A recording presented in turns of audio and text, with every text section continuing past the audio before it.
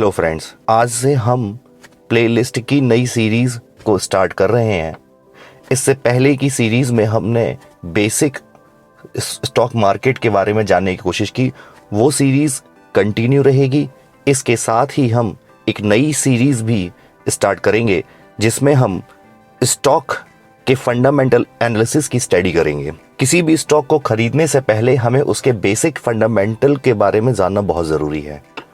तो सबसे पहले इस सीरीज में हम ये जानेंगे कि फंडामेंटल एनालिसिस क्या होता है और हमें ये किस प्रकार मदद करता है। फंडामेंटल एनालिसिस की जब हम स्टडी करते हैं तो हम ये देखते हैं कि जब आप किसी कंपनी के शेयर, बिजनेस या किसी प्रॉपर्टी में पैसा लगाते हैं तो उससे पहले आप उस पर अच्छे से रिसर्च करते हैं ताकि आपको इन्वेस्टमेंट पर सही वैल्यूएशन मिल सके और भविष्य में आप अपने निवेश पर अच्छा प्रॉफिट कमा सकें।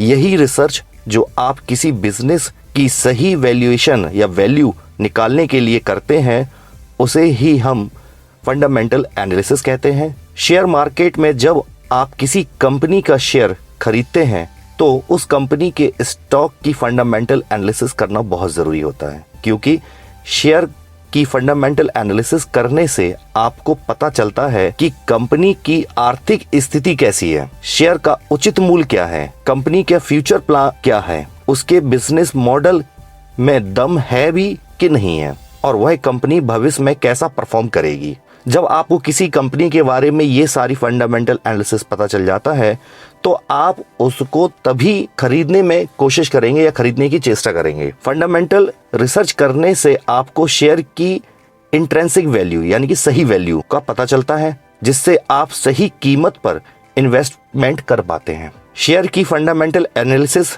कैसे करें, इसके कुछ पॉइंट्स हैं। जैसे कंपनी का बिजनेस मॉडल समझने की कोशिश करें। सबसे पहले अगर आपको किसी कंपनी के फंडामेंटल एनालिसिस करते हैं या करने की कोशिश करते हैं तो सबसे पहले उसके मॉडल को समझने की कोशिश करें। मैनेजमेंट एनालिसिस करें, उसके मैनेजमेंट को जानने की कोशिश करें। या तीसरा पॉइंट, फाइनेंशियल रेशियो को देखें कि उसका फाइनेंशियल रेशियो किस प्रकार है। या चौथा पॉइंट, जो उसका फाइनेंशियल स्टेटमेंट है उसको समय समय पर रीड आउट करें, जिससे आपको पता चलेगा कि उस स्टॉक या वो कंपनी किस प्रकार अपनी ग्रोथ कर रही है और किस प्रकार ये प्रॉफिट में अपने आप को लाके खड़ा कर रही है।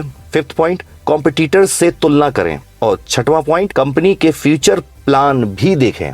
जब ये 6 पॉइंट आप देखेंगे तो आपको पता चलेगा कि फंडामेंटल एनालिसिस से आपका जो रिजल्ट आएगा वो एक पॉजिटिव निकल कर आएगा। फंडामेंटल एनालिसिस करना इसलिए जरूरी है ताकि कंपनी की वित्तीय स्थिति का पता चल सके, भविष्य में शेयर प्राइस की ग्रोथ का अनुमान लगा सके। किसी घटिया शब्द मैं यूज कर लिया हूं, लेकिन किसी गलत शेयर, हम ये कह सकते हैं घटिया यानी कि गलत शेयर में निवेश करने से बच सके, लॉन्ग टर्म में अपने निवेश पर अच्छे रिटर्न प्राप्त कर सके, स्टॉक का सही वैल्यूएशन निकाल सकें, उचित मूल्य पर शेयर को खरीद सकें और कंपनी के फ्यूचर प्लान का पता कर सकें, मैनेजमेंट का एनालिसिस कर सकें। शेयर की फंडामेंटल एनालिसिस करते समय इन सभी पॉइंट्स का ध्यान रखना बहुत जरूरी है। तो ये सिर्फ एक बेसिक वीडियो था फंडामेंटल एनालिसिस के लिए, जिसके आधार पर आपको ये पता चल सके कि फंडामेंटल एनालिसिस क्या होता है।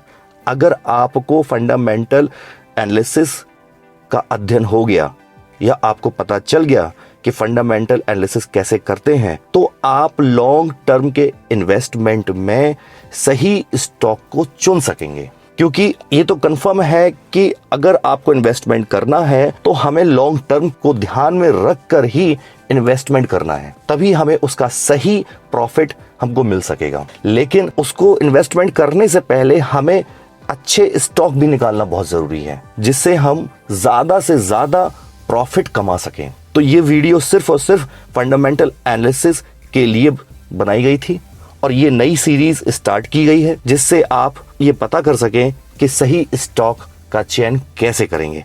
आगे इस सीरीज को मैं कंटिन्यू रखूंगा और साथ ही साथ जो पुरानी सीरीज चल रही थी, जो basics for the stock market, जो बेसिक्स हैं स्टॉक मार्केट की, छोटी छोटी चीजें हैं, जो बिल्कुल नए लोग हैं, वो भी कंटिन्यू रखूंगा।